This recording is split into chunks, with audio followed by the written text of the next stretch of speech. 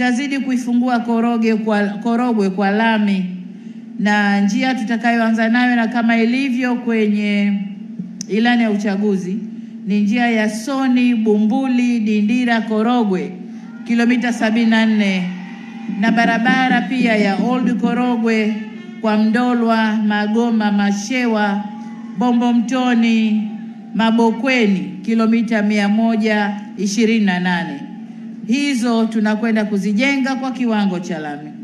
Vile vile tutaendelea kukamilisha utekelezaji wa kuna barabara pia iliombwa hapa na mgombea ubunge, barabara ya Manundu. Tutakwenda kuiangalia kupitia TARURA kama tutaweza, kama sio TARURA TANROADS, lakini tutakwenda kuiangalia.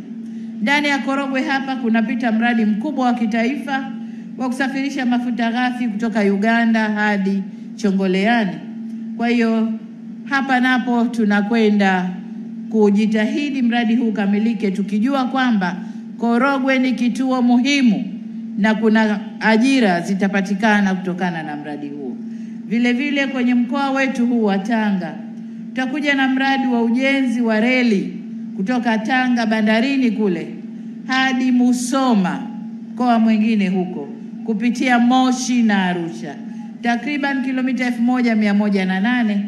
Miradi hii inaongeza fursa za uchumi na biashara pamoja na ajira kwa watu wetu. Sambamba na hili, wana Korogwe, niwahakikishie kwamba hatujasahau pendekezo la kuanzishwa bandari kavu katika eneo la Old Korogwe. Na hii ni kwa ajili ya kuondoa msongamano wa magari katika bandari ya Tanga, ambako shughuli zimeongezeka sana kufuatia maboresho tuliyoyafanya. Hili nalo tunalifanyia kazi.